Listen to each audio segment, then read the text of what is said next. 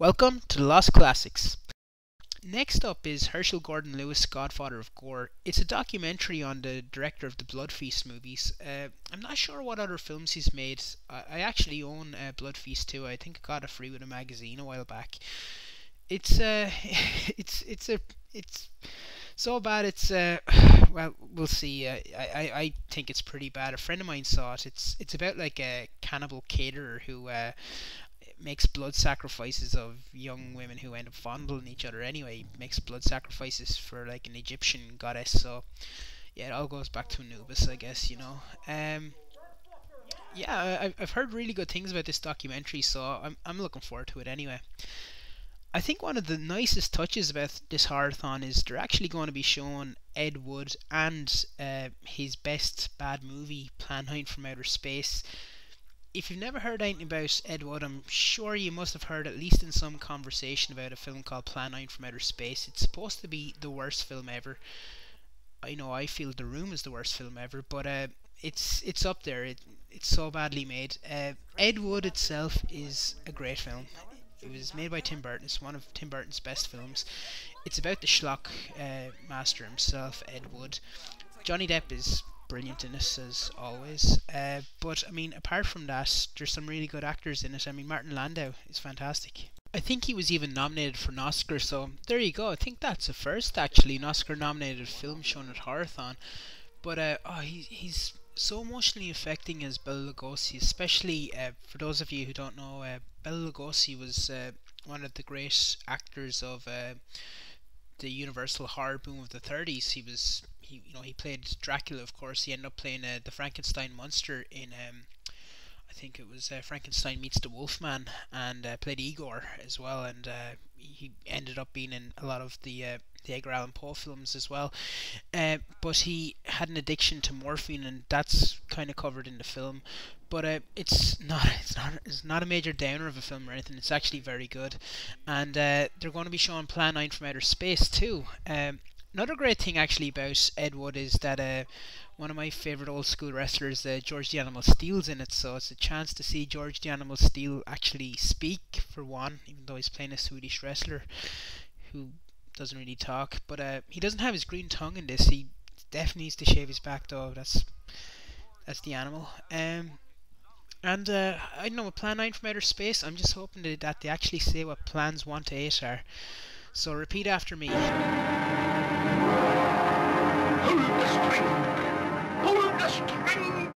Next up is The Reef. The tagline says, "Pray that you drown first." The shark looks like he's been through the wars, alright. Any takers on what the surprise film will be this year? I don't know. I mean, I heard from a friend of mine that it might be The Human Centipede. That's what he reckons, even though he won't be at Horrorthon. Oh god, I don't think I'll be able to stomach that anyway. Splice is another one, from the director of Cube. I've actually seen Splice. It's a very good film. Body horror, I guess, similar to David Cronenberg, but I mean, it's a very well made film, and there's a scene that just proves what I've always felt: that Adrian Brody is a sick man and he'll do anything. There's also the new Hammer horror film, Let Me In, the remake of the Swedish movie. Could you imagine it actually? Hit Girl as a vampire, and not one of the wussy Twilight ones either. Fingers crossed for this one. Toes too. We'll have to see. Then there's a return to the old giallo, which is the Italian for yellow. It's the real violent, hyper-violent thrillers that the Italians made, and Argento made famous, of course. We actually have a French film coming up called Amir. There's definitely more than a few nods to Argento expected with this film. I read a review of it where it was described in terms of plot. It was described as a hypnotic journey through 4 moments in a woman's life, one of which involves her being stalked by an unknown assailant. So I mean, to me, that's deep red. That's Argento's classic giallo film. So yeah, hopefully that'll be cool. Then there's Screwballs 2 Loose Screws, which is, it's just a teen sex comedy. I mean, for anyone who's never been to Horrorthon before, they always attach some, completely oddball comedy every year. I mean, like one year it was the Impossible Kid with Wang Wang. I think he's 2'4", is a Filipino actor. It was absolutely brilliant. 2 years ago as well, it was Black Dynamite, or I can't remember whether it was last year or 2 years ago, but they showed Black Dynamite, which if you haven't seen, go out and rent it or find it or buy it. It's brilliant. It's absolutely hilarious. So but Screwballs 2 anyway. It's a Porky's knockoff. So I don't know. I think you have a choice of like Screwballs 2 or this next movie, Blood. So whichever one you want to see. Blood is the second homegrown film at the festival. When I first saw about it, I kind of went to town on the name of it. It was like, I mean, I think there's been 5 films in the last 10 years that were named Blood, and they were all like Spanish or Japanese or so. And I kind of went off on one of my trademark rants with a friend. And I don't know. I mean, like, so it seems like it's the name du jour for any films that are made by English and as a second language directors. So hopefully it'll be set in a Gaeltacht or something. That could be pretty cool. Might even have my Irish teacher as a zombie hunter in it or something. That'd be excellent. Ah yes. Then you have the Moral Panic, the Video Nasties documentary by I think it's Jake West. This looks good actually. I mean, for anyone who hasn't heard about it before, in 1984, England actually brought in the Video Recordings Act as VCRs started to flood homes everywhere. So I mean, if you remember, if you grew up in the 80s or anything, you'll remember like pretty much every second shop were renting videos out because they were selling the likes of say RoboCop for 100 quid. So I mean, you couldn't buy them, you could rent them, and I think it was the first time that there was like a mass release of films. I mean, I think a few people had like Super 8 projectors or something, but in Ireland and England, I mean, it was just, if you managed to get your hands on a VCR, I mean, some pubs used to actually run video nights and stuff like that. But so a lot of horror films started to flood the market. Evil Dead, Thriller Killer, um, they're they're all known for it. Actually, last year's guest, Ian McCulloch, actually had a really good story about the Video Nasties Act. He was talking about his wife's uncle. They're at some dinner or so, and his wife's uncle was saying, "Oh, I'll actually be working on the Video Nasties." And Ian McCulloch said, "Oh, you'll be seeing a lot of me anyway." Ian McCulloch was in like Contamination, and he was in Zombie Flesh Eaters. So yeah, it was he was there.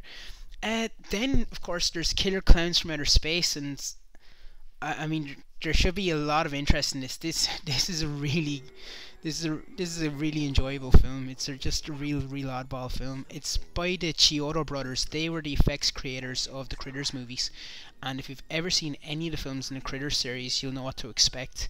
It's just good cheesy fun, with a bunch of like killer clowns who look like a cross between spitting image puppets and the aliens from Bad Taste in clown costumes. It's good though. It's not, it's very enjoyable, I have to say. Now I have it on DVD there, but I'm looking forward to seeing it on the big screen, and especially with an audience who are really into it. Be great. The third Australian film at the festival then is Red Hill, and it's based in the outback. And to me, it's probably a combination of the title and the poster, but I just keep thinking of the game Red Dead Redemption. So it should be good. I mean, with all the I mean, there's 3 Australian horror films on this year, and there tends to be like a lot of Australian films made every year anyway, Australian horror films. And I don't know, with the recent like invasion of locusts like up in New South Wales, I wonder if they'll actually make a film on locusts. I mean, ever see locusts up close? I mean, they freak me out, so that could be cool. Then rounding off the festival is Monsters. It's already been labelled by some as this year's District 9, which are big shoes to fill, but every pun intended. I think these creatures are more than capable of filling those shoes.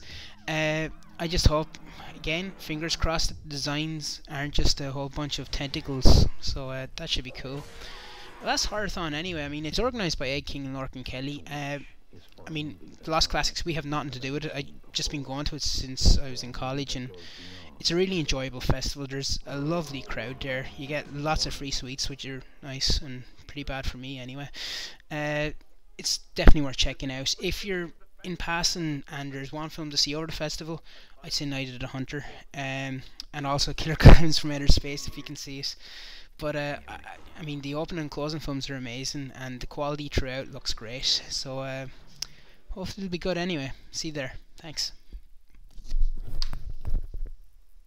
That's it, Dave. Done.